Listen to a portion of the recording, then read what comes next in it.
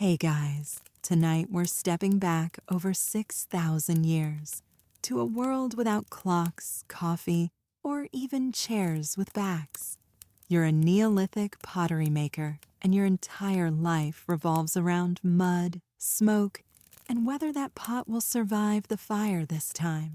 We're talking squishy river clay between your toes, gossip at the communal fire pit, and that constant suspicion that someone's been stealing your best tools. Honestly, you probably won't survive this without some back pain and spiritual ambiguity. So before you get comfortable, take a moment to like the video and subscribe, but only if you genuinely enjoy what I do here. Drop your location and local time in the comments. I love seeing where and when you're listening from. Now dim the lights, maybe turn on a fan for that soft background hum, and let's ease into tonight's journey together. You wake up to cold ash beneath your elbow. Your bed is a pile of woven reeds with a stubborn lump near your lower back, probably a dropped hammerstone. The morning air is damp, and the ceiling of your hut sways slightly as the wind pushes through the thatch. There's no door, just a stretched hide that rustles like a grumpy ghost when you move it aside. Your knees crack, your back protests. A handful of pottery shavings stick to your skin as you sit up. Ah yes, last night's project still drying. You give it a side eye. It gives nothing back. You're not sure about that rim. It felt wrong when you smoothed it, and it still looks a little slumpy. No time to dwell. You've got maybe 15 minutes before the rest of the family starts stirring. And if you're lucky, you can steal a few coals from the fire pit while everyone's still dreaming about roasted root vegetables. The hearth in the center of your compound has gone from blaze to dull ember. Still, with a bit of breath and a lot of hope, you manage to coax some life into it. 1 spark, 2 sparks, and yes, there it is, a whisper of flame. Breakfast is nothing new. Millet mash again, with a splash of whatever fermented goo the foragers brought home yesterday. Could be honey wine, could be old bee spit. You eat it anyway. You chew slowly, already thinking about the clay. The last batch from the western riverbank had too much silt, not enough grit. The elders say you should always add sand from the hilltop, but you secretly use crushed bone when no one's looking. Gives a smoother texture, fewer cracks, or maybe it just makes you feel rebellious. Outside, the sky is turning that sleepy violet gray that promises sun, but usually delivers fog. The chickens are gossiping, and someone's baby is already crying. Must be a tooth, or a spirit. Depends on who you ask. You stretch again, regretting every movement, and look over at your tools, half buried under last night's reed mat, a flat paddle, a cord-wrapped rock, and your favorite burnishing stone, smooth as a river pebble and twice as smug. You named it once, but forgot what it was. Probably something dramatic like moon egg or the smoosher. Across the yard, a child sneezes. The echo bounces off the clay walls and startles a nearby goat. Your cousin's goat, technically, but you feed it more than he does. It eyes you with the usual mixture of disdain and accidental affection. Probably wants to chew on your tools again. You step outside, barefoot into the dew, and sigh, clay day, again. Historians still argue whether Neolithic potters worked daily or in seasonal bursts, but for you, it's routine. Clay doesn't wait, pots don't shape themselves, and your family needs new cooking bowls before the next big feast, which may or may not involve roasted badger. In the distance, smoke rises from the firing pit on the far end of the village. That's Nara's fire, your sometimes friend, sometimes competitor. She says her grandmother dreamed the shape of the perfect jug. You think she just copies your work and adds extra grooves. Either way, her pots sell better. You tell yourself it's because she flirts more. You wrap your cloak tighter and glance back at your hut. Two children are now awake and playing a game involving pebbles, yelling, and no discernible rules. One of them is probably yours. You're not completely sure. The path to the river calls you like a grumpy relative. You know every turn, every slippery rock, every patch of moss that wants to assassinate your ankle. You'll walk it anyway, because today, just maybe, the clay will feel perfect. The kind that shapes easily, dries evenly, and doesn't explode in the kiln like a cursed pumpkin. A soft thud behind you. Someone's dropped a pot. You don't even turn to look. That sound is part of your world, like owl hoots, or the way every basket handle eventually breaks during rain. The wind picks up. You wrap your cloak tighter. Your hands, rough and stained with years of handling earth, twitch a little at the thought of the work ahead. Not dread, just muscle memory stretching itself awake. And so, with the sky yawning above and the ground squelching below, you begin your day. Again. One step, then another, toward the same old clay. But today, maybe you'll make something that lasts. You're squatting by the central fire pit now, sharing space with several limbs that may or may not be related to you. It's early, but already there's a small crowd gathering. Some chewing roots, some poking embers, most just trying to look useful while doing absolutely nothing. Classic morning. Aunt Nera is there, of course, dramatically stirring a pot of barley like it owes her money. She asks you how your pots are coming along, in that tone that suggests she already assumes the answer is terribly. You mumble something vague about drying time and grog quality, hoping she'll go back to cursing the barley. Next to her, J-Lo, the weaver with precisely zero pottery skills, is loudly explaining why he thinks round-bottomed bowls are inefficient.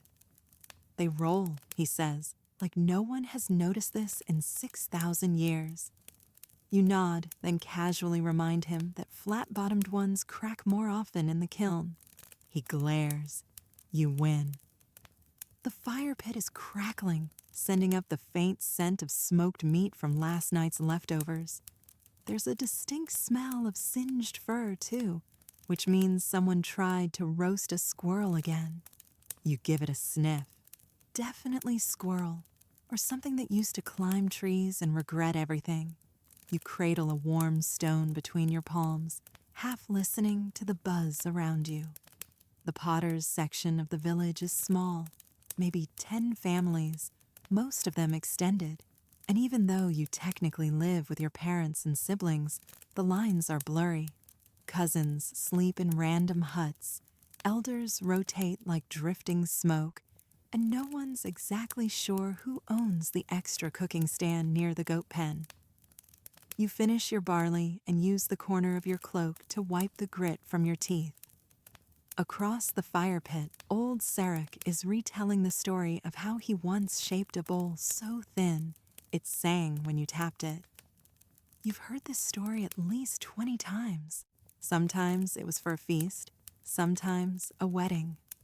Once, in a wild variation, it was made during a vision quest involving mushrooms and a thunderstorm. You smile politely. Historians still argue whether Neolithic fire pits were religious centers or just convenient places to eavesdrop, you think, chewing on a tough root. Frankly, both seem accurate. Then comes the real news, gossip. First, the standard. Someone's pot cracked, someone else's didn't, and everyone's pretending not to be jealous. But then, Nara, yes, that Nara, apparently received a trade offer from the visiting salt peddler. Salt.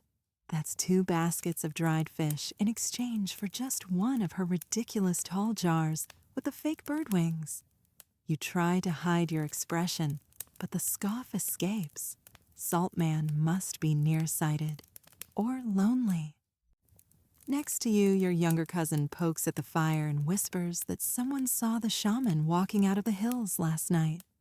Alone. Again. He left something in the tree, she says with wide eyes. Something wrapped in bark and bone string. You pretend not to be interested, but your ears are very interested. Still, you've got work to do. You rise, joints creaking like an old basket, and step away from the warmth.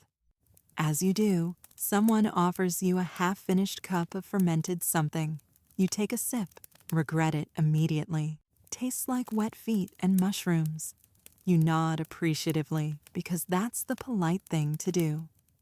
As you walk away, you can still hear J-Lo ranting about flat pots and Aunt Nera muttering about the barley's attitude.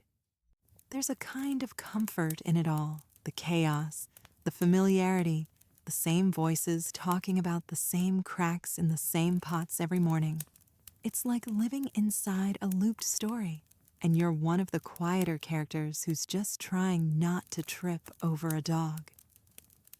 You pass by a group of children chasing each other with charcoal-streaked hands. One of them has a small coil bowl tied to their belt with a vine. Probably one of yours. Definitely stolen. You'll get it back later, if it survives.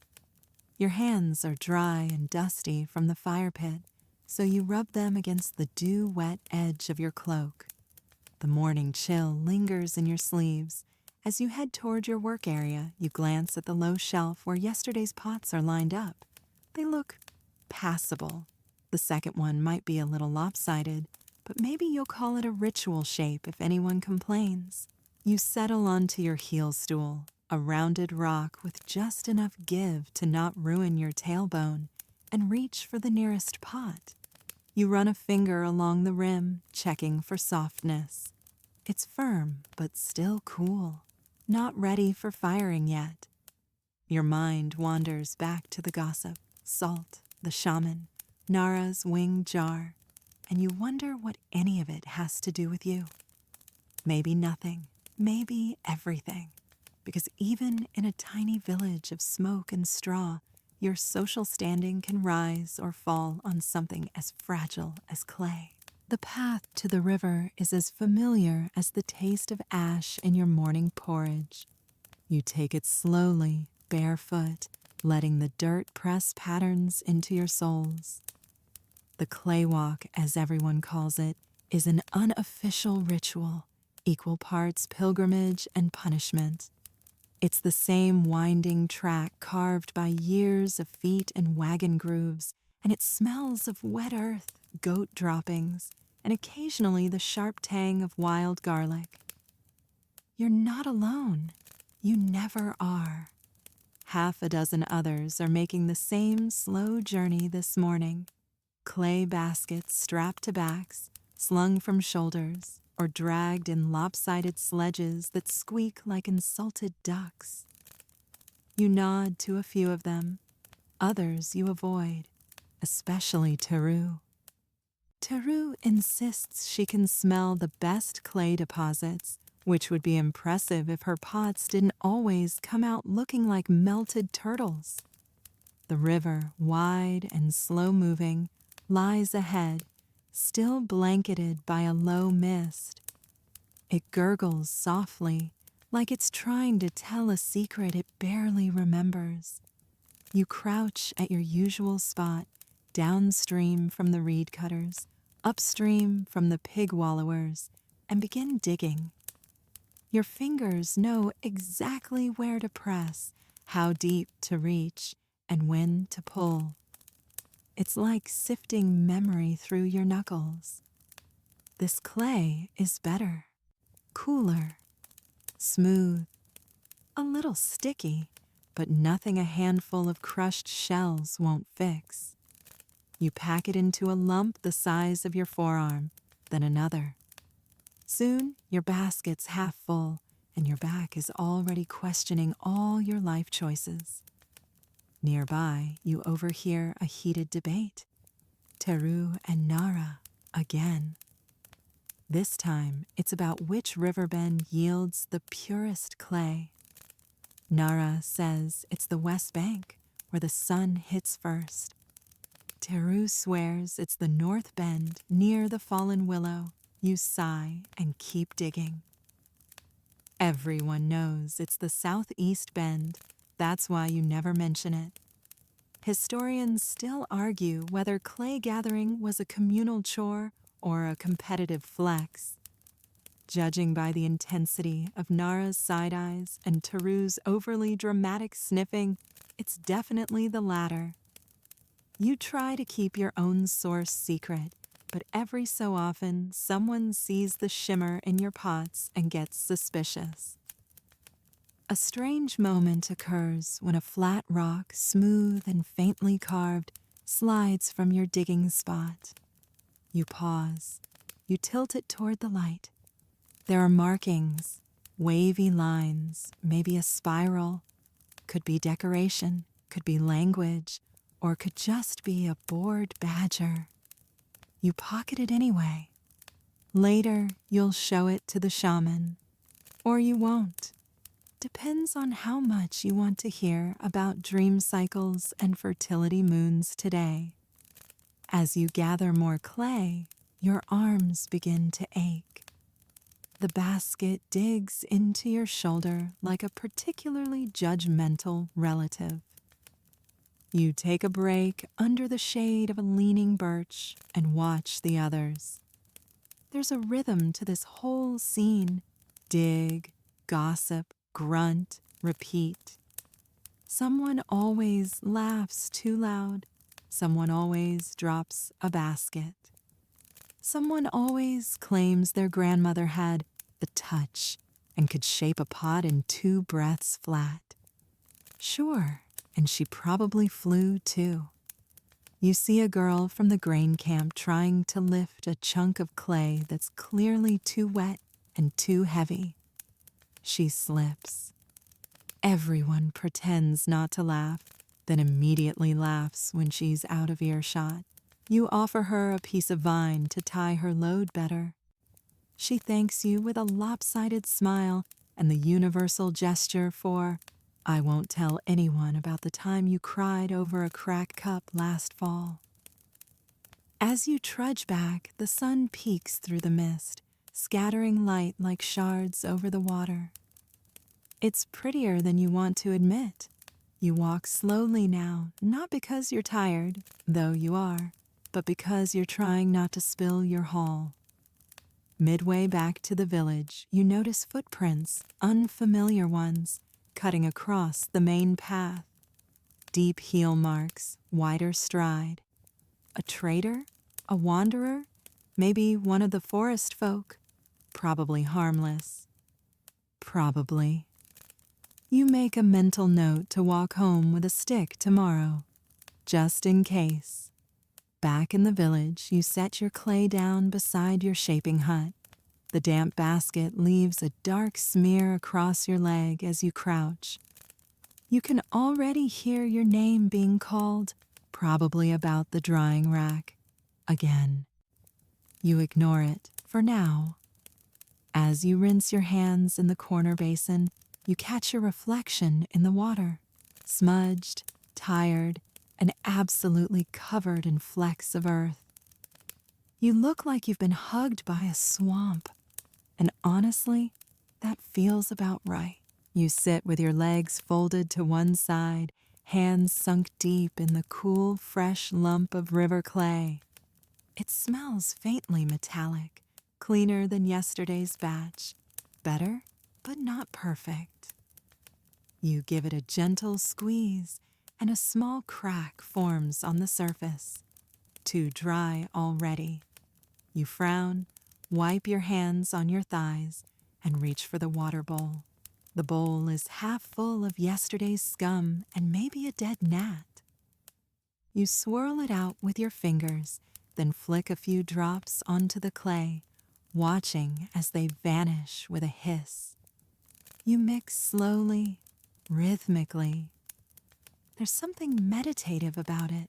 Press, turn, slap, fold, like kneading dough for a celebration that will never arrive. Now comes the temper. You reach into a pouch of crushed bone and scatter a small amount across the surface. Most people use sand or shell fragments, but you've come to trust bone, finer grit, smoother results, and there's something satisfying about giving old ancestors new purpose. Great-grandmother's shoulder blade meet tomorrow's soup bowl. You mix it in carefully, too much, and the pot becomes brittle.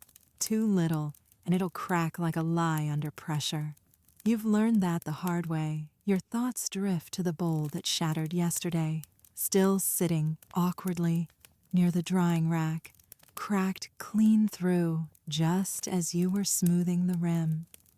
You've replayed the moment so many times in your head, the way it trembled, the sudden pop, that feeling of helplessness as the fracture spread like a spiteful vine. You told your cousin it was the air humidity. She nodded politely, but kept glancing at your mixing tools. It's fine. You'll just pretend she was the one who leaned too close during drying. That'll teach her to borrow your cord-wrapped paddle. As you need, voices drift in from the neighboring hut. They're arguing over storage jars. Again, apparently someone swapped lids, and now half the barley has weevils. You roll your eyes. It's the oldest trick in the village. Mess up, blame the potter. Your current project is a low, wide dish. Simple, functional, and blessedly unlikely to tip over. You begin rolling coils, flattening them with practiced ease. Your fingers know this shape. They've made it dozens of times. But each dish is a gamble. You whisper a little blessing under your breath, just in case. Something about fire and patience and please don't explode. Historians still argue whether Neolithic pottery was more ceremonial or practical. You'd say it's both. Every pot feeds a family and offers a bit of your soul to the kiln. And occasionally it gets used for shamanic mushroom tea, which you're not supposed to know about, but do. You pause to stretch your neck. A few birds cackle nearby, either mocking you or announcing the arrival of your least favorite visitor. And sure enough, there he is, Loka, tall, smug, and covered in soot. He lingers near your rack, pretending to examine your drying forms. Still using bone temper, he says without looking at you. You grunt in response, not willing to give him a full syllable. Loka leans closer to one of your bowls. Thought I smelled ash rot. He chuckles, like he's made a joke worthy of eternal inscription. You stare at him. He walks off, whistling a tune you instantly hate. You breathe. In, out. Think of soft clay. Think of lake reeds. Think of what you'd like to do with that bone temper and Loka's smug nose. Then you go back to shaping. You add a simple incised pattern around the lip. Small dots, like stars, like seeds, like something you can pretend means something. Decorative, sure, but maybe it'll also distract from the slight wobble in the base. No one's perfect. A small child wanders into your space, barefoot and sticky. She holds out a badly warped bowl and a hopeful grin. Fix? She asks. You blink. Then you take the bowl, look at it from all sides, and mutter, "No fix." She nods like she expected that and leaves the bowl on your mat anyway. Great. Another project for the broken pile. You look over your collection, some drying, some ready to fire, others still wet and clinging to your fingerprints like memories. Each one a quiet gamble, a prayer made of mud. Your stomach rumbles and you glance at the sun. Almost noon. Time to eat, but not before covering your clay. You tuck it beneath a damp cloth, whispering another half-hearted blessing. Outside, someone yells that the grain stompers are hogging the turnips again. A dog barks. Somewhere, a pot falls with a deeply satisfying thunk. You wince in sympathy, then smile. At least it wasn't yours. You walk past Nara's kiln on your way to the food area, and you don't mean to slow down. Truly. But your eyes catch the glint of something suspiciously glossy peeking out through the edge of her stack. You stop. You stare. You blink twice. That pot has a shine, a forbidden shine. You casually tie your cloak tighter, lean against a post like you're just admiring the breeze, and steal a longer look. It's there, all right, smooth, almost glassy, with a faint shimmer like wet stone. You know your clay. You know your fire. That sheen? That's not natural, and she's pretending it is. You scoff under your breath. Shellac, maybe? Or tree resin? Or, gods forbid, egg white. All banned from standard community kiln use. Not illegal exactly, but frowned upon, like stealing someone's drying mat or calling an elder's pot wobbly. You glance around. A few others have noticed too. One of the older potters, Denru, squints at it, then mutters something about heat layering. You know he's just jealous. You all are.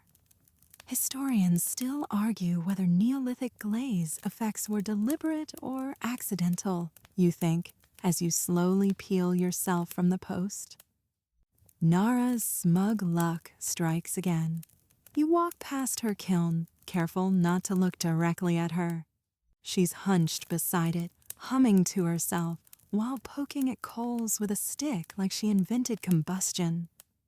She's added those weird animal leg supports again, clay tripods that make her pots hover just slightly off the base.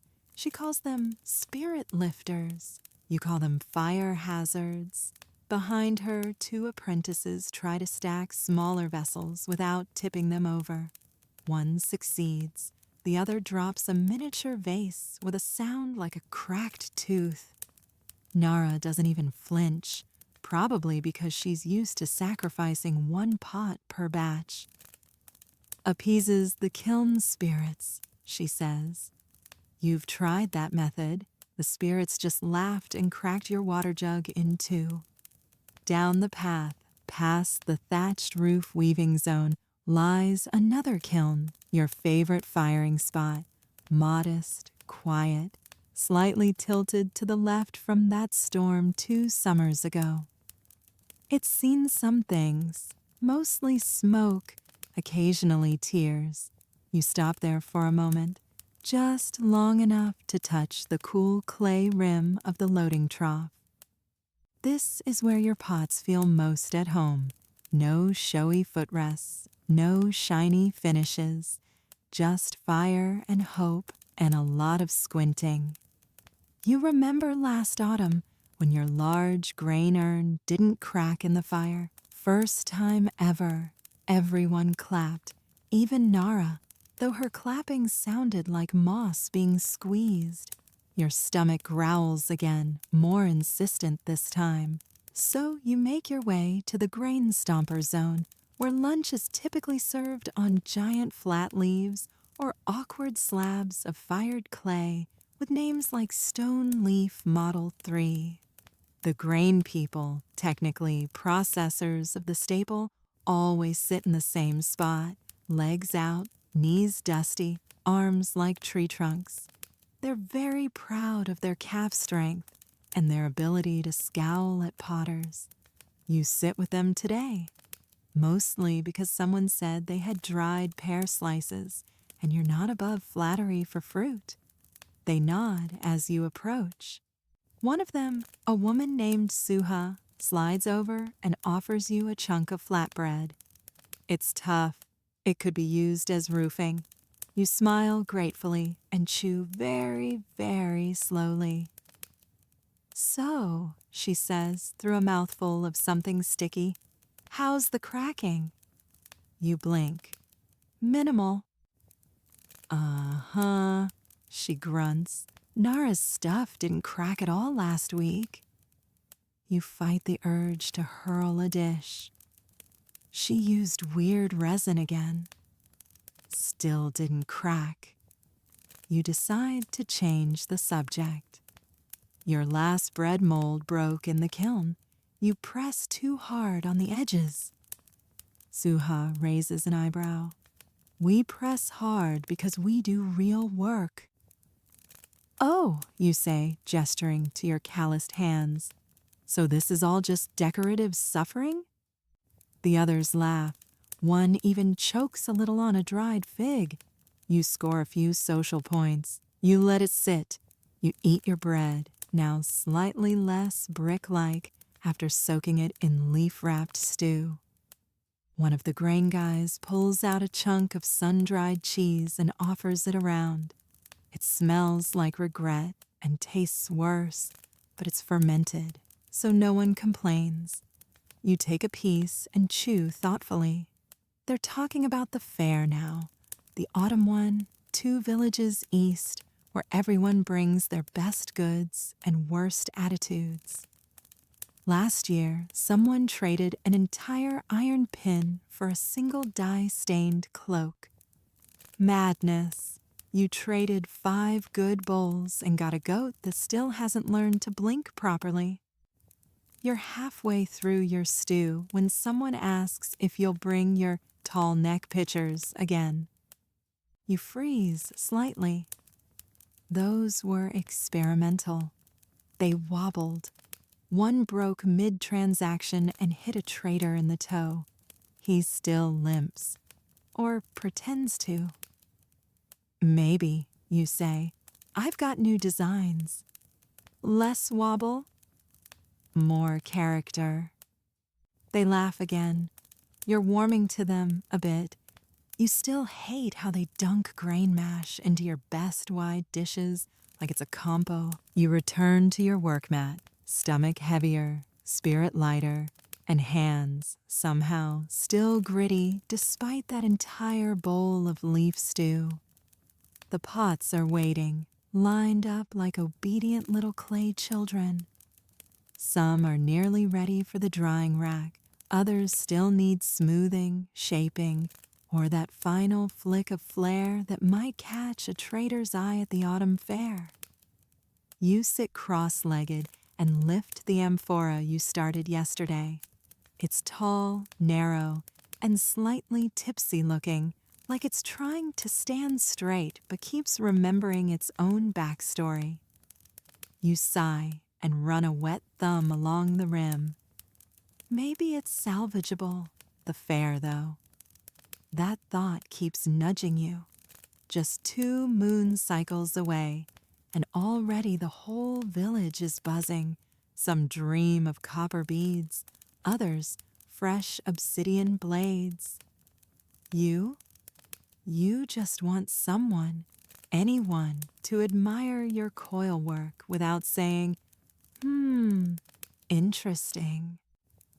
You once traded a jug for a sack of dried plums, and the merchant actually said, "Oh, I thought this was decorative." You've never emotionally recovered. You begin carving faint concentric circles into the upper body of the amphora. Each ring must be spaced just right, not for function, no, just style. Traders love symmetry, or they say they do. They also love animal heads, geometric patterns, and things that can't be stacked on a shelf. You've considered making a bowl shaped like a sleeping dog just to test their limits. As you work, a breeze rolls in, lifting your cloak and knocking over a small, freshly finished bowl. It bounces, but miraculously does not crack. You mutter a quick thank you to whoever in the spirit world handles clumsy saves. Historians still argue whether Neolithic pottery makers had dedicated market economies or just swapped goods based on mood and gossip.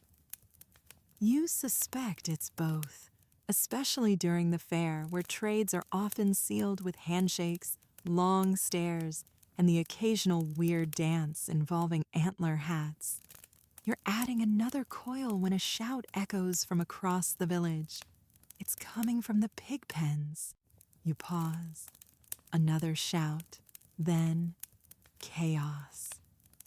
Out from the grain yard bursts a baby goat, hooves clacking like drum beats, eyes wild, and tail raised like a battle flag.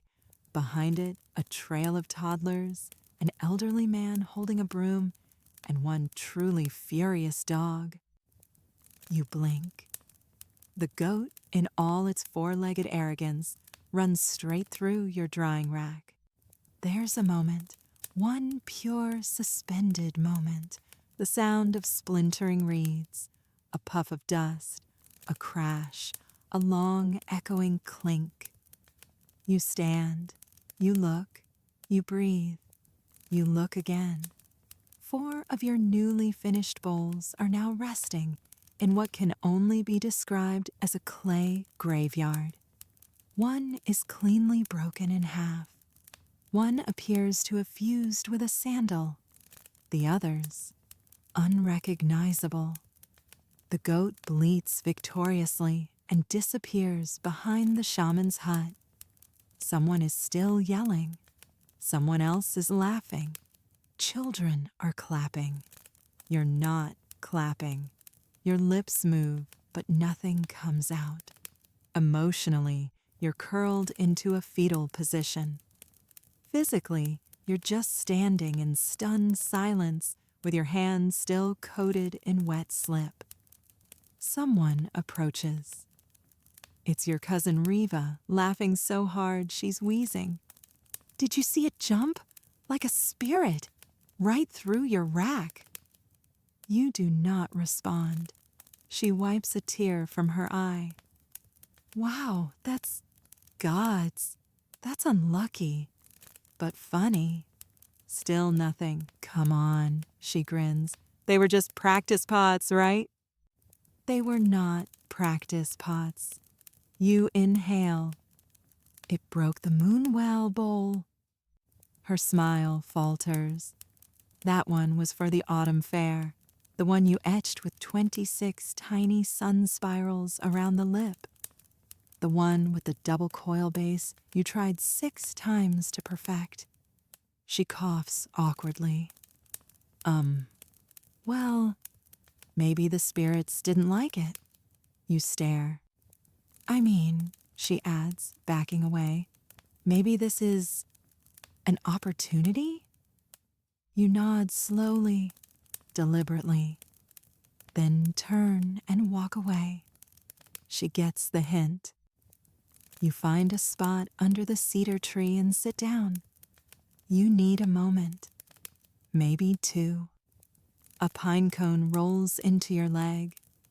You do not acknowledge it. The village is still humming with activity. The goat has been recaptured. A toddler is now wearing your broken bowl on her head like a crown. You consider reclaiming it, but honestly, it kind of suits her. You close your eyes and let the breeze do the thinking. In the grand scale of things, stars, glaciers, mammoth bones, this is minor. A few pots, a few hours of work. You can remake them. You will remake them. But first, you allow yourself 5 long minutes of internal screaming. When you open your eyes again, the sun has shifted. Shadows have lengthened. Your hands are dry, and you feel, strangely, a little lighter. Maybe it's the breeze. Maybe it's emotional exhaustion. Or maybe it's the quiet realization that every broken pot is just more clay waiting to be reshaped. You're back at your mat, a little dusty, a little dead inside, but ready to salvage what remains of the afternoon. The wreckage of the drying rack has been swept aside, mostly by nudging it gently with your foot and sighing dramatically. The toddler wearing your broken bowl as a hat, still parading proudly like she invented hats. You let her keep it. May her reign be brief but joyful. You settle into the rhythm again, reshaping a new bowl with firmer walls and slightly less emotional attachment. Your hands remember the movements even as your mind drifts to the fair. Oh yes, the autumn fair. You can already picture it, rows of trade mats spread out on the grass, tents stitched with bark fiber thread, and the air thick with smoke and excitement, and the unmistakable smell of someone burning beet stew. Again. The fair isn't just a marketplace. It's an entire social reset button. You wear your best tunic. You pretend you didn't make that one pot with the crooked foot. You try to look confident while casually lurking near the obsidian trader. Everyone does. Last year, a man from the marsh village brought a necklace made from painted turtle shells. You traded for it with a dozen small bowls and a promise not to ask what painted meant. He also offered you something called river cheese. You declined, politely. Now you're thinking about what to bring this year. You'll need variety. Tall jars for oil, shallow trays for herbs, narrow-mouthed vessels for whatever potion the foragers are whispering about this week. You mentally sketch a new design, a pitcher with two handles shaped like stylized eagles, or vaguely eagle-like rodents. Hard to say until it's fired. Historians still argue whether Neolithic fairs were seasonal events or spontaneous celebrations. You'd say it's both, half commerce, half theater. People bring goods, sure, but also grievances, marriages, secret dances, and whatever fermented surprise someone dug out of a forgotten gourd. You glance over to your supply pile and grab a new handful of clay, this one cooler and firmer than before. Good texture, less likely to betray you. You begin building another base, thinking about how you'll display it at the fair. Maybe on a little stand, with leaves tucked around it like it's shy. That's when you hear the soft thrum of a flute in the distance. It's the foragers returning early. They always announce themselves with music, a signal that they've brought something worth inspecting or something that bites. You wipe your hands, toss a cloth over your wet pot, and wander toward the sound. At the edge of the village, a crowd has already gathered. Two women hold baskets brimming with wild herbs.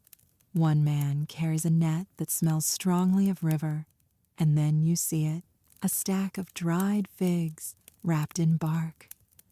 Figs. Sweet, chewy, status-boosting figs. You approach slowly, casual, cool. One of the foragers spots you and grins. Looking for a trade? You eye the figs. Maybe. She lifts her chin. What have you got? Bowls. With a new glaze pattern. Her eyes narrow. Not the kind that crack when they're cold. No, you say, then immediately wish you hadn't said it so fast. She tilts her head. You got anything unusual? You consider lying, but then an idea. I've got a mini urn that was blessed by the shaman. She raises an eyebrow. You mean the one you made for his foot ointment? Technically, yes, but also technically blessed. She shrugs. Let me see it. You sprint dignifiedly back to your hut, grab the urn, wipe the dust off with your sleeve, and jog back. She takes it, inspects the base. taps the rim with her finger, then nods. Fine. 3 figs. You blink. 3? That's generous. Last week, Nara gave me 4 pots for 1 fig. One was shaped like a fish. You force a smile and accept the deal. She hands you the figs, and you cradle them like sacred relics. Your dinner is now upgraded. Your pride?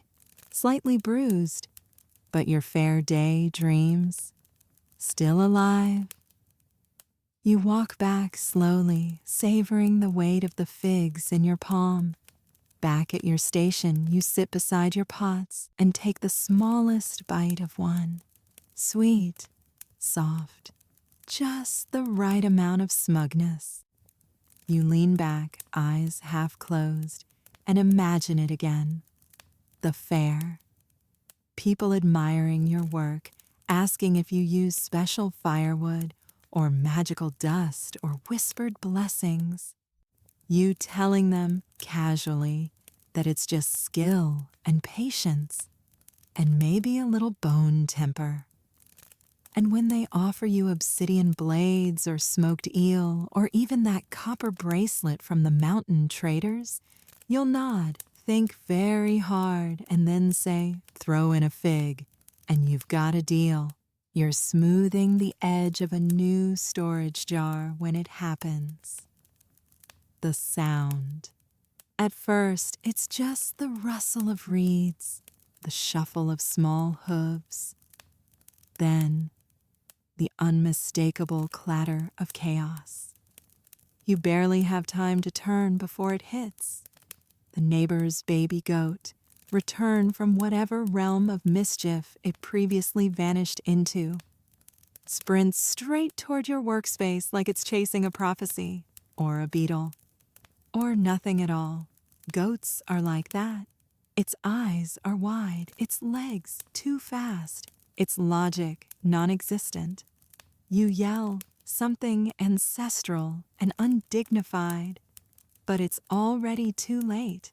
The goat hurdles your mat, knocks over your fresh water bowl, slips, skids, and crashes spectacularly into your new amphora in progress. There's a sound like 1,000 regrets being stepped on. Clay flies. Your tools scatter. The goat freezes mid-sprawl, legs askew, eyes staring into a void only goats understand. A pause, then laughter. Not yours. From behind the woodstack, 2 children, definitely your cousins, burst into giggles. One is holding a stick. The other has an armful of pebbles and a suspicious lack of remorse. You breathe. You look at the smashed amphora. You count to 5 in 3 languages, all of them silently. The goat stands, wobbles once, and bleats like it's the victim. Then it trots away, entirely unbothered. The children follow, one of them yelling, "Sorry!" in the way that children say sorry when they're not. You slump onto your mat. What's left of the amphora lies in 3 large pieces and several emotional ones. You touch the rim. It was almost done. Almost. 1 more hour, maybe less. Now, just a pile of slumped ambition. You close your eyes. Behind your lids, you see fire and figs and Nara's smug face laughing at your misfortune. You open them again and find clay under your fingernails. Still there. Always there. You gather the broken pieces carefully. Not everything is lost. You can reclaim the clay, wedge it, start over. Again. Historians still argue whether Neolithic potters had help from apprentices or just persistent trauma, you think dryly, as you stack the fragments into a reclaim bowl. Your neighbor passes by, pretending he doesn't see the crime scene that used to be your amphora. His goat is now chewing on the corner of his tunic. He mutters something about free spirit and not mine today, then disappears inside. You look at your station. Ruins, but survivable ruins. You pick up a different piece of clay. Smaller, simpler. A cup, maybe. Something you can finish quickly before the next disaster. That's when you hear another familiar sound. The creak of the shaman's walking stick. You freeze. Because nothing ever remains calm when he shows up. He emerges from between two huts, wrapped in layers of woven cloth and dangling bits of bone and copper wire. He moves slowly, but with intent, like the weather itself. A small child ducks out of his way. A dog follows at a cautious distance. You try to look busy. You fail. Potter, he says, in that way that suggests he doesn't care about your name, only your usefulness. You nod. Elder. He stops in front of your mat, glances at the shattered amphora, then back at you. Unlucky day? Goat, you reply. He grunts, vaguely sympathetic, then holds out a cloth-wrapped bundle. I need a new urn for dream smoke. You blink. Didn't I make one last season? You did, he says, unwrapping a blackened vessel. The base is cracked, the rim warped. This one is tired. You squint. Did you boil something in it? Not on purpose. You sigh, wipe your hands, and gesture for dimensions. He holds his fingers apart. Wide base, narrow neck, enough volume for an evening's worth of mysterious fumes. And you want patterns, you ask? Waves, he says, and one spiral, but no faces. Last time, something moved when I wasn't looking. You don't ask for details. You never do. You reach for fresh clay, still a little cool, and begin shaping the base. He stands there for a while, silent, watching, occasionally muttering to himself. At one point, he pets your burnishing stone. You decide not to question it. As you form the new urn, your earlier frustration fades. Your fingers move more easily now, working the clay into a wide belly that tapers gently upward. You press shallow wave marks around the rim, at a single spiral just beneath the neck. No faces. Definitely no faces. Done, you say after a while. He peers at it, tilts his head, nods once. You'll fire it tomorrow, he says. Not a question. You nod. He starts to leave, then pauses. Your old pot, he says. The one with the sun etchings. It was good before it broke. You glance up. He doesn't say anything else. Just keeps walking. You watch him go, wondering if he meant it. Then you look down at the urn. It's not bad, maybe even good. Maybe, just maybe, this day isn't completely ruined after all. You carry the shaman's urn toward the drying rack with a reverence usually reserved for surviving relatives. It's still damp, cool to the touch, and smells faintly of riverbed and determination. You place it on a flat stone, angled just enough to catch the afternoon sun. Not too much heat. You've learned that lesson before. Fast drying equals fast cracking. The spirits don't care how urgent the dream smoke is. Clay moves on its own schedule. You exhale slowly. There's satisfaction here. The urn sits steady, balanced. The spiral isn't too dramatic. The waves aren't too busy. No faces, per his instructions. You're feeling pleased, which is, of course, the exact moment someone shouts your name. It's Loka again. Of course it is. He saunters over with that particular swagger he saves for moments when he thinks he's being important, which is always. He's holding something behind his back. You already hate it. I need a favor, he says, in the tone of someone who will absolutely not return one. You wipe your hands on your cloak and say nothing. He takes that as permission. He reveals a small pot, burned, warped, and very obviously overfired. The rim is blackened. The base is puffed like a blister. You flinch involuntarily.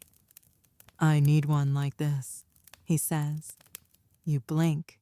This one? Same size, same shape, but, better. You stare at him.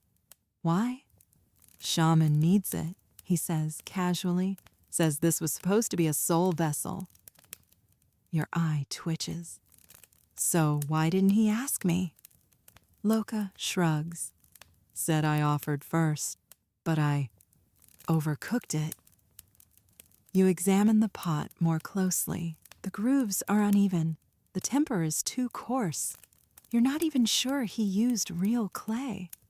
Could be compressed river sludge. You try not to gag. You hand it back. Give me 2 days. Tomorrow night. You narrow your eyes. That's not 2 days. He grins. Spirits don't wait.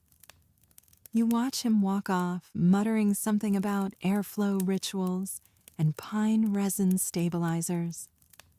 You swear if he uses tree sap again and calls it ancestral glazing, you might physically throw a pot at his head. Still, the request is official. A soul vessel. Big deal. You go back to your mat and begin shaping again. Same size, same shape, but with actual skill. A vessel meant to hold ashes, or dreams, or breath. Who knows? You don't ask questions anymore. You roll a thick coil and form the base. The walls need to be smooth, uniform, but not sterile. You add a faint line around the midpoint, a subtle nod to the twilight line between here and wherever the shaman thinks we go. Historians still argue whether soul vessels were actual spiritual tools or just nice urns someone thought sounded cool in ritual. You suspect it depends on the village and how much the shaman liked your work. You're smoothing the rim when someone coughs. Behind you stands Miru, one of the weavers. She's holding a bundle wrapped in reed matting. I heard you're making soul pots, she says. You raise an eyebrow. Word travels fast. She shrugs. Loka talks loud. You wait. She places the bundle on the ground and unwraps it. Inside are 4 tiny clay tokens, animal shapes. Crude, but not terrible. A frog, a bird, something with too many legs, and a lopsided bear. Maybe. I need these fired, she says. You blink. That's not how this works. She shrugs again.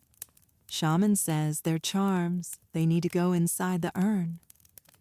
You look at the pot, then at the animals, then back at her. And you want me to risk my firing batch with your bear toad? I'll give you honey, she says. You pause. How much honey? A whole scoop. You stare. With comb, she adds.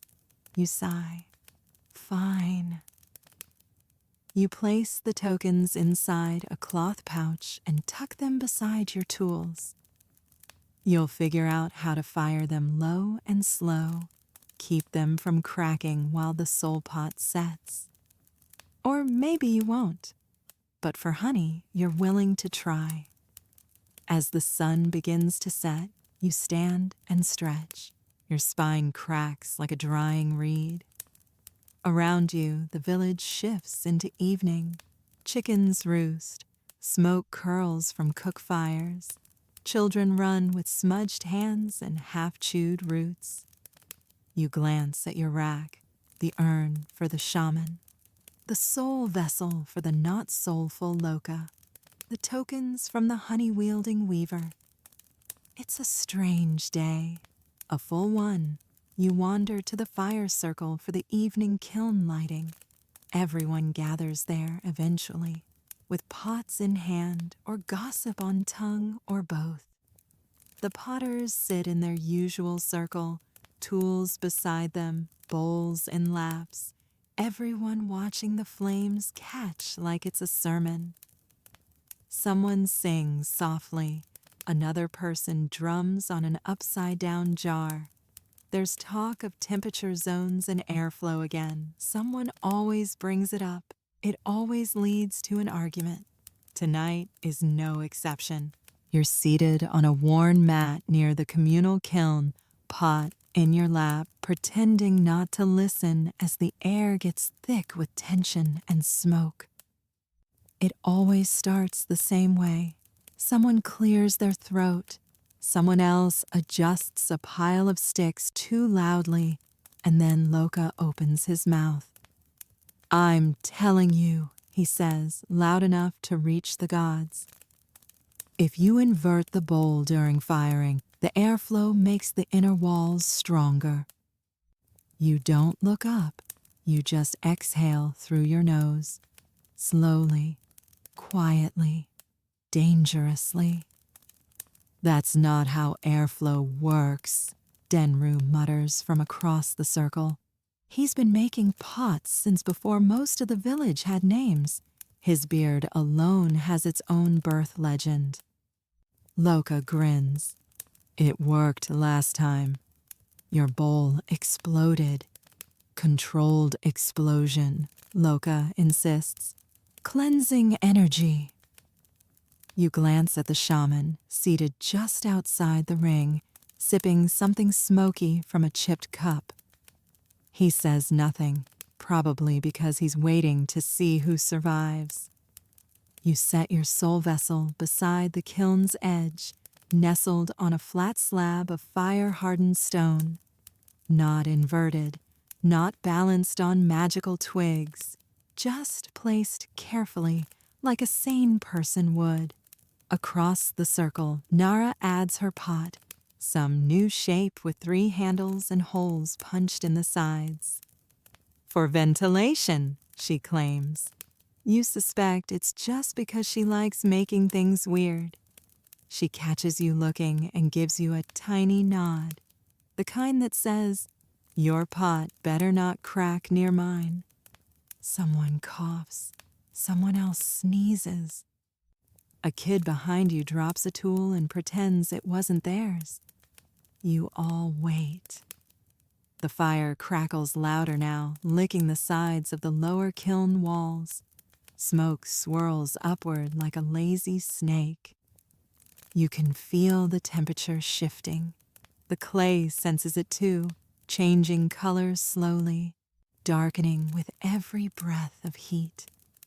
You take a moment to close your eyes and listen. There's a rhythm here, fire popping, whispered doubts, the occasional clink of a pot settling into place. You've come to love this part, the stillness before the unknown, because no matter how perfect the shaping, no matter how careful the drying, the fire decides everything.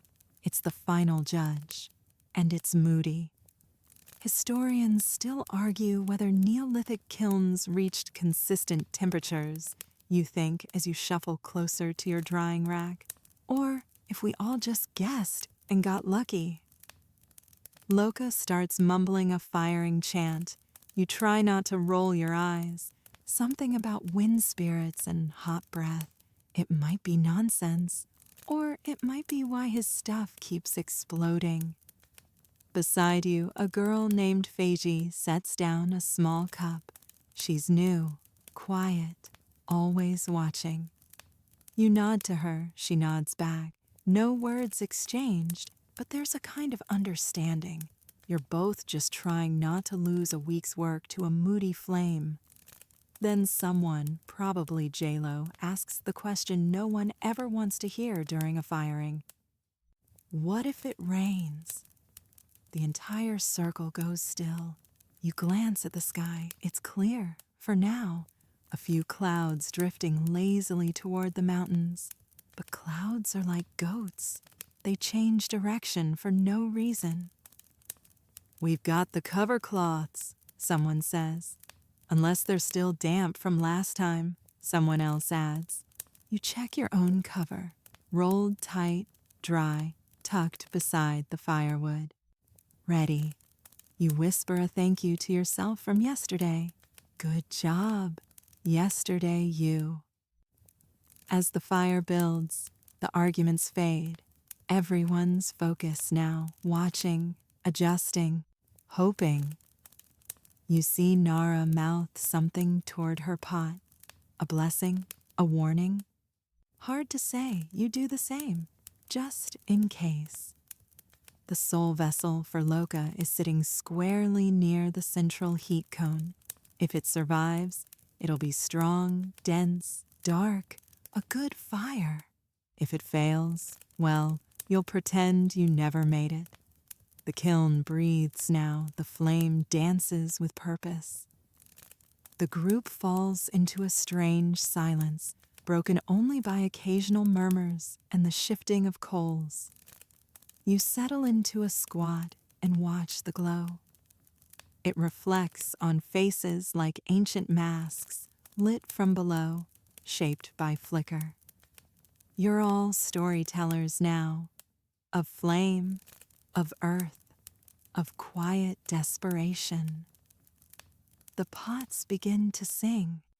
It's not a sound you'd notice unless you've been doing this for years. A faint ping, a hum, the clay tightening as moisture flees. It's almost musical and also terrifying, because when the pots start singing, the cracking might follow. A bowl to your left pops suddenly, not yours, probably J-Lo's. It slumps forward, one side collapsing like a tired knee. The group collectively winces. He curses under his breath. Too wet. You nod. You told him that yesterday. Another pot shifts but stays whole. A few quiet cheers. A small victory. And then stillness again. The fire settles into a dull roar. The kiln walls glow a soft orange. The air smells of ash, earth, and a hint of regret. You lean back, arms around your knees, watching the shadows stretch.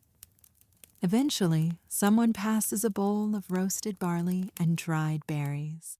You take a handful, chew slowly. Somwo. The fire dies down sometime past midnight, and the glow settles into a slow pulse. The group disbands in stages. First, the younger ones, yawning and pretending they weren't dozing off. Then the old-timers, stretching backs that shouldn't be sitting on the ground for hours. You stay. You always stay. There's something about the kiln after the chaos. Warm, quiet, vulnerable. Like a bear sleeping after it's roared all day. You wrap your cloak tighter, settle onto your mat, and rest your chin on your knees. Across the embers, Feji still sits too, hugging her legs, eyes barely open. The unspoken agreement of potters. No one leaves their pots alone. The heat radiates gently now, like a heartbeat in the earth. You close your eyes, and then you hear it. Not the fire, not the wind, something else. Laughter, soft, hushed, not far off. You peek through slitted eyes. Beyond the kiln ring, just at the edge of the shadows, you see them. Two figures leaning against the firewood stack. One is unmistakably Nara. The other, probably the obsidian trader's son. Again, she's smiling, brushing ash from his shoulder. He's saying something that makes her laugh a little too loudly for the hour. You smirk. Not because you're jealous. Well, maybe slightly. But mostly because flirting around a fire pit full of half-fired vessels feels like the most Neolithic kind of foreplay possible. A third figure joins them, some tall boy with a bone necklace and an even worse sense of timing.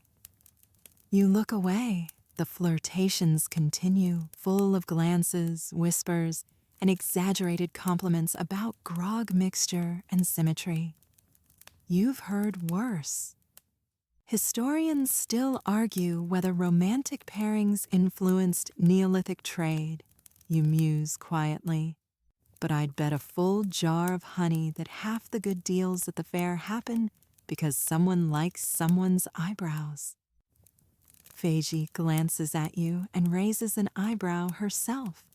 You snort, then quickly pretend to cough. You sit in silence together for a while longer, the kind of silence that's not lonely, just lived in. Familiar, a shared exhale after a long, hot day of clay and pressure and goats and exploded ambitions. Eventually, Feiji speaks. Do you think any of mine will make it? You shrug. Depends how the kiln feels tonight.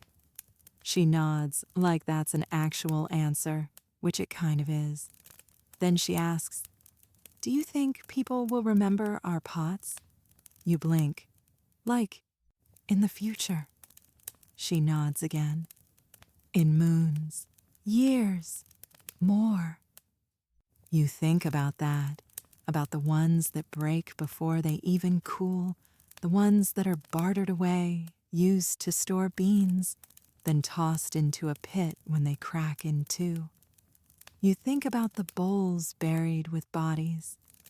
The shards kicked aside by goats. Maybe, you say. If we get lucky. She's quiet for a while. Then, what if they think we were amazing? You smile. Or terrible. She laughs softly. Or that the spiral pattern meant something big. You gesture toward the shaman's urn. It meant please don't ask for another one tomorrow. Feiji chuckles. Still better than what Loka puts on his pots. Did you see that one with a face on the bottom? You groan. I saw it blink.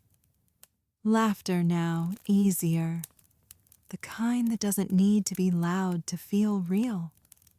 Across the fire, Nara and her entourage have vanished, leaving only a few kicked-up footprints and an awkwardly shaped love jug that someone definitely forgot to retrieve. You briefly consider stealing it. You decide against it, mostly because it's ugly. The night drapes itself over the village like a worn cloak. Stars blink into view above the smoke. The wind picks up, soft and slow, carrying with it the scent of ash, salt, and half-cooked pine nuts from someone's late snack. You don't mind it. Feiji eventually drifts into sleep beside the coals, wrapped in a fraying woolen wrap. You let her be. You lie back on your mat, head tilted toward the embers, eyes tracing constellations no one's bothered to name. You feel the weight of the day finally begin to settle behind your eyes, in your spine, in that quiet part of your chest that only stillness can reach.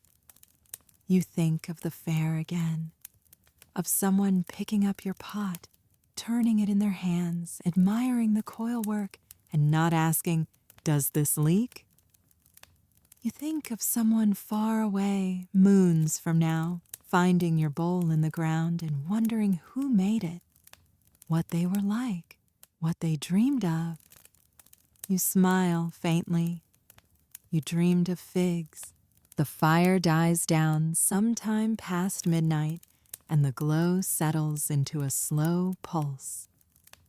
The group disbands in stages. First, the younger ones, yawning and pretending they weren't dozing off. Then the old-timers, stretching backs that shouldn't be sitting on the ground for hours. You stay. You always stay. There's something about the kiln after the chaos. Warm, quiet, vulnerable, like a bear sleeping after it's roared all day. You wrap your cloak tighter, settle onto your mat, and rest your chin on your knees. Across the embers, Feji still sits too, hugging her legs, eyes barely open. The unspoken agreement of potters. No one leaves their pots alone. The heat radiates gently now, like a heartbeat in the earth. You close your eyes, and then you hear it. Not the fire, not the wind, something else. Laughter, soft, hushed, not far off. You peek through slitted eyes. Beyond the kiln ring, just at the edge of the shadows, you see them. 2 figures leaning against the firewood stack.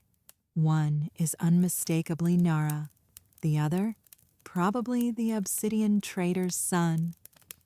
Again, she's smiling, brushing ash from his shoulder. He's saying something that makes her laugh a little too loudly for the hour. You smirk. Not because you're jealous. Well, maybe slightly. But mostly because flirting around a fire pit full of half-fired vessels feels like the most Neolithic kind of foreplay possible.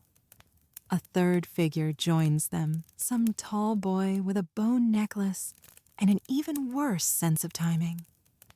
You look away. The flirtations continue, full of glances, whispers, and exaggerated compliments about grog mixture and symmetry.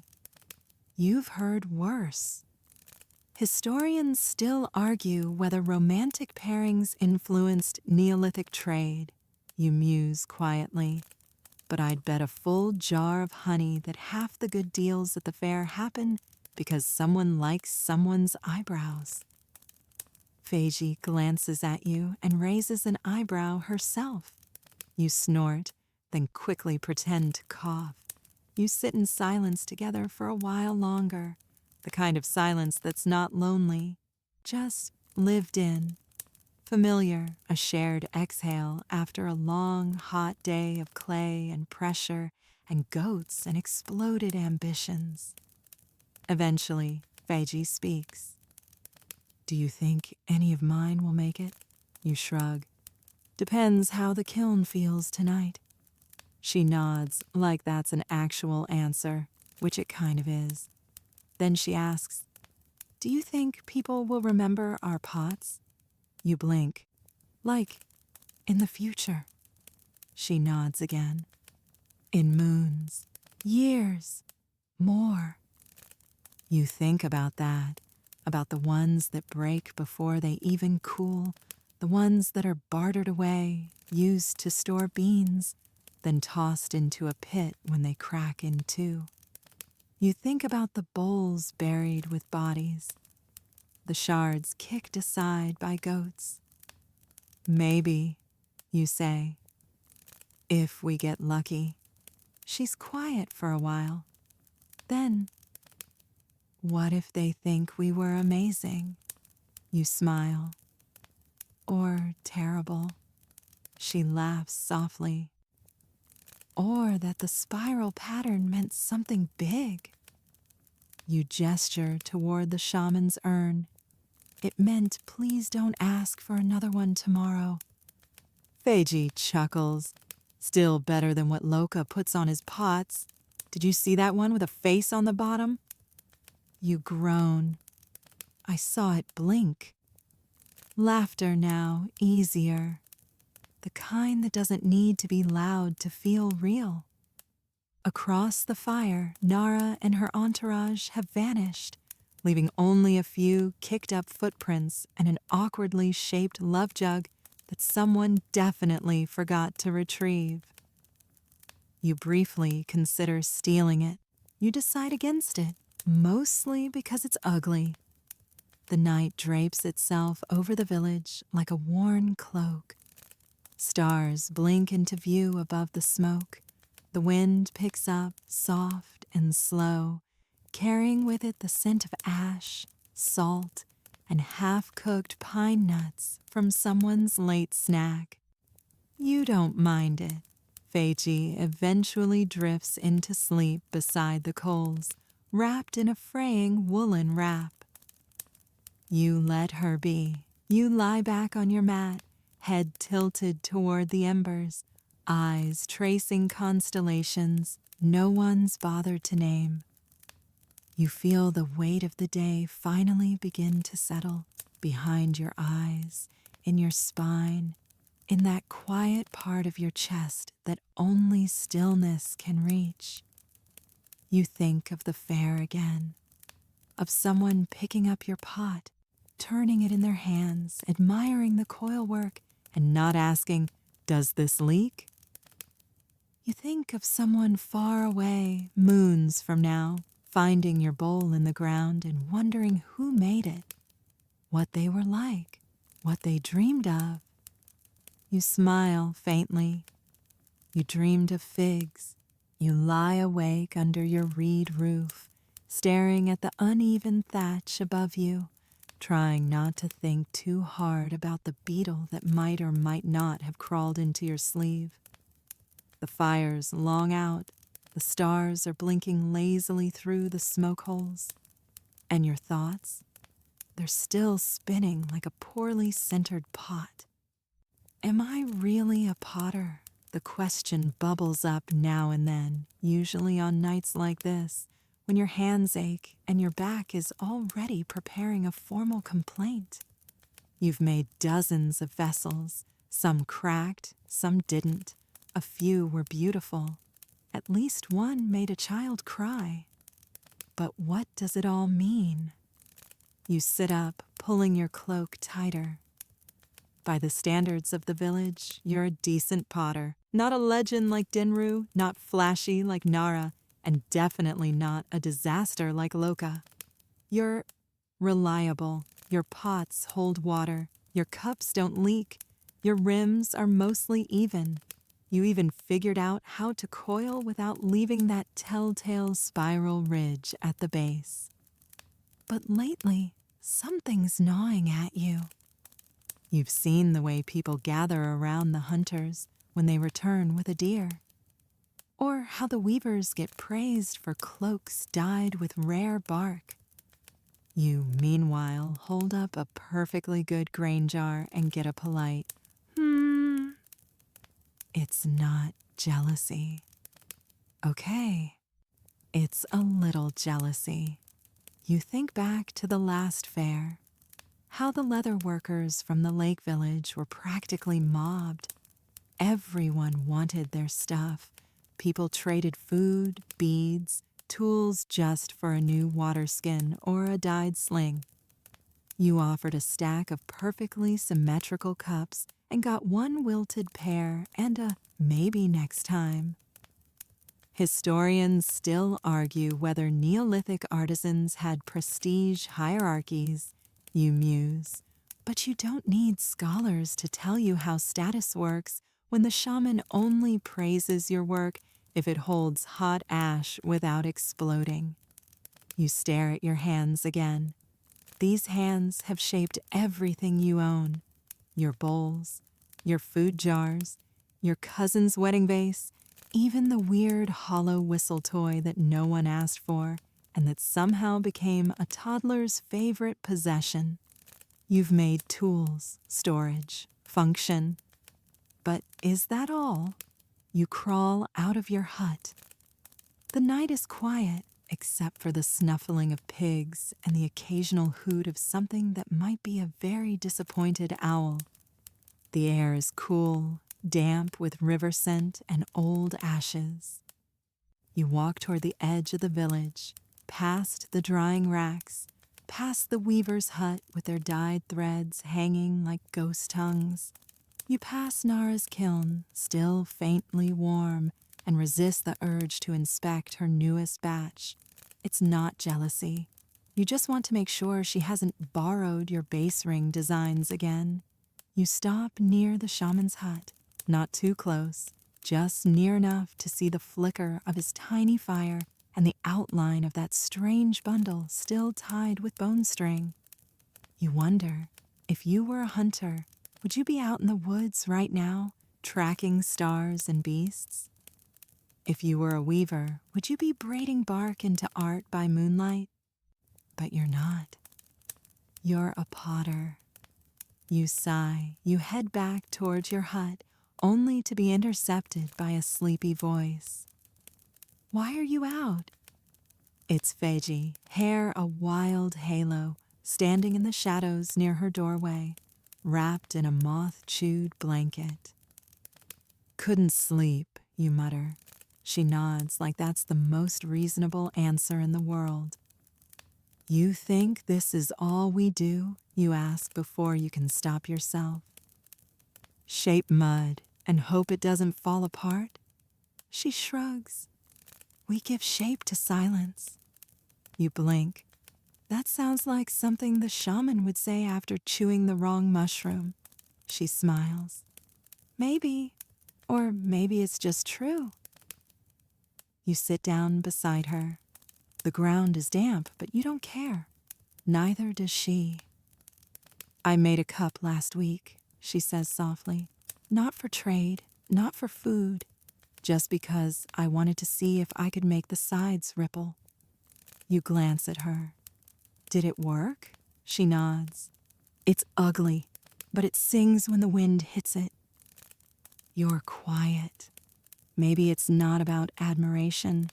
Maybe it's about that moment when your fingers press into earth and something new forms, something that didn't exist until you made it real. You stand. I'm going to make something weird tomorrow, you announce. Feiji smirks. Weirder than that cup I made that looks like a worm? Worm cup might be the standard now. Then I'll make a mushroom bowl. You grin. Then I'll make a bowl shaped like a foot. She grins back. Deal. You walk back to your hut, lighter somehow. Your hands still ache. Your back still protests. But your heart feels, maybe not proud, but a little more sure. You're a potter. You make the silence hold shape. And that's enough. For now. The morning sun slips between the reed slats of your hut, drawing stripes across your face like some half-hearted blessing. You sit up slowly, cracking your spine in stages, and glance around. Your tools are where you left them. Your drying cloth still covers yesterday's clay. The broken pieces from Goat Day are still heaped in a corner, waiting for emotional resolution. You shuffle outside and stretch, arms wide, cloak flapping like a lazy bird. Feiji walks past your hut at the same time, grinning. She lifts something round, lumpy, and vaguely fungal. Mushroom bowl, she calls. You give her a salute. Foot bowl coming up. Breakfast is the usual, mashed tubers with a side of mystery greens. You eat it while staring at your newest stack of reclaimed clay. Today is for experiments. But just as you're about to wedge the first lump, you notice something off. Your drying rack has been moved. Not far, just tilted like someone dragged it to chase the sun. But the angles are wrong, and the cloth covering your best pieces has been disturbed. You pull it back. 2 pots are missing. Your breath catches. You glance around. Nobody near, no goats in sight, and definitely no children bold enough to swipe something in broad daylight. You check behind the mat. Then your cousin Riva saunters over, chewing on a stalk of something chewy and invasive. "Looking for something?" she says, far too casual. You narrow your eyes. "What did you do?" She shrugs. "Just borrowed 2 of your pots for Uncle's ceremony." Your brain blanks. "What ceremony?" "The wedding pot ritual. Didn't you hear?" Of course you didn't. You've been too busy with soul vessels, goat trauma, and mushroom bowl diplomacy. You march down the village path toward the ceremonial space, which has been hastily decorated with garlands of dry grass and hanging baskets of colored stones. People are milling about, arranging mats and chatting in that suspiciously cheerful way that usually means someone made an executive decision you're going to hate. And there it is, your 2 pots, front and center. One's been filled with berry wine. The other is holding a pair of ceremonial duck bones, arranged in a heart shape. Your signature stamp, 2 offset lines and a thumbprint, is very visible. You approach Riva's mother, who is somehow both officiating and reorganizing flower bundles with the intensity of a woman escaping her own thoughts. "You didn't ask," you say. She turns, all pleasant smiles and future favor tones. "They're beautiful and meaningful.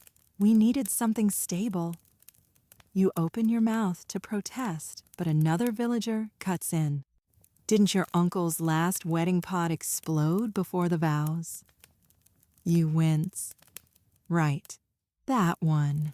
Everyone blamed a cursed kiln. You're pretty sure it was just poor wedging, but either way, your family has been slightly edgy about wedding vessels ever since." Historians still argue whether ceremonial pottery was passed down or made fresh for each ritual. You think as you watch your stolen pots become symbolic again. But either way, once it's on the altar, it's out of your hands. You retreat to the shade of a nearby fig tree, arms crossed, sulking. A child offers you a berry. You accept it only to prove you're still civil. It tastes like chalk. You nod anyway. You watch the ceremony unfold with all the subtlety of a potter watching their work being praised under false pretenses. Riva lifts your wine vessel with great theatricality. The crowd hums approvingly. You mutter under your breath, "You're welcome." Then comes the symbolic breaking. One of your bowls, yes, your bowls, is gently tapped with a stone, creating a deliberate fracture, a symbolic gesture of old selves splitting to become something new. It's an honor, technically, a sacrifice. You whisper a quick goodbye to the bowl. It never even made it to a market. The other survives, thankfully. The couple drinks from it in unison. There's a round of soft clapping, and at least 2 people pretending not to cry. It's touching in the way that makes you almost forgive everyone involved. Almost. After the ceremony, Riva sidles up to you, still chewing her stalk. "See, they were perfect," you grunt. "They were mine." "You'll make more." "That's not the point. You're famous now." You blink. "What?" "Everyone's asking who made the union bowls. They say they're the most balanced ones anyone's seen." You stare at her. "They're saying the shape reflected harmony." You blink again. "They want to know if you'll do a special commission for the midwinter naming ritual." You're still staring. "Maybe one shaped like a tree," she adds. "Or a mountain, or both." You rub your temple. "What does a mountain-shaped bowl even do?" She shrugs. "Hold high hopes?" You consider throwing a cup at her. You don't, mostly because your best ones are still drying. Instead, you walk slowly back to your station, sit down, and stare at the raw clay again. So now you're a ceremonial potter. Sort of. Accidentally, uncredited, but maybe that's fine. Maybe that's how it happens.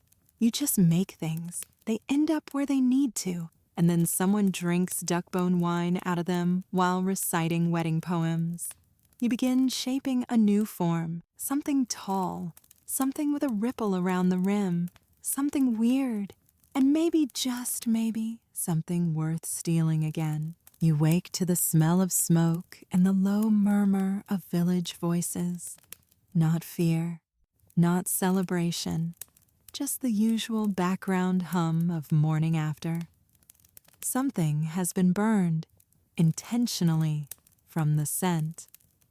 Probably ceremonial, or possibly dinner gone wrong. Both smell the same, if we're being honest. You rise slowly, stretching each limb like a reluctant vine. Your spine pops, your shoulder crunches, your feet creak. Standard issue potter wear and tear. Outside, the ground is damp from a light rain that passed through before dawn. The sky is still gray, but not threatening. Your drying rack survived. Your mushroom bowl is intact. Even your foot bowl, strange, stubby, oddly proud, is still standing. Today is not for shaping. Today is for thinking. You sit by the ash pile of last night's fire and listen as the others drift in and out, talking in circles about dreams, trade, and smoke spirits. Someone saw a crow land near the shaman's hut and now believes it's a sign. Someone else says the crow was drunk on fermented berries. Both theories are accepted without further inquiry. Denru walks by with a stack of cups under one arm. He pauses near your drying mat, gives a grunt of approval, and continues on. That grunt is the closest you'll ever get to a compliment from him. You lean back, letting your hands rest on your knees. You think about all the things your fingers have shaped this week. Soul vessels, union bowls, spirit cups, accidental art. It's more than you expected, less than you dreamed. Exactly enough. Nearby, the shaman is lighting something in a shallow pot, probably one of yours. Smoke drifts upward. You watch it dance and dissolve. You realize something. There will always be cracks in the clay, in the days, in you. But the point was never perfection. The point was to shape something that holds together just long enough to be useful, or beautiful, or remembered. Feiji arrives, holding her mushroom bowl like it's a crown. She sits beside you. The trader wants it, she says. You raise an eyebrow. Seriously? He said it looked like home. You smile. Maybe he lives in a mushroom. She shrugs. Maybe we all do. You both laugh, soft and slow. You watch the sky lighten behind the tree line. The village is waking. A dog barks. A child cries. Someone drops a pot. Again. You close your eyes, breathe deep, and for the first time in days, feel still. Because the fire has cooled, the pots have held, and the world, clay, bone, smoke, and all, is enough. Now the day has stretched, and the sun sits lower, draping gold across the village rooftops like a warm exhale. The clay is cooling. The chatter is quieting. And even the goats, reluctantly, have decided to behave. You lie down beside your kiln, the ground still warm from last night's fire. The scent of ash clings gently to your cloak, and your hands, though stiff, feel steady. Around you, the village breathes softly, pots stacked, baskets filled, arguments paused. The wind picks up, slow and patient, brushing the drying mats, rustling the last leaves clinging to the reed walls. A soft murmur rolls through the trees. Maybe the spirits, maybe the weather, or maybe just time slipping past like water over clay. You close your eyes. Your last thought is not of cracked rims or botched handles, not of gossip or goats or even Nara's smug expressions.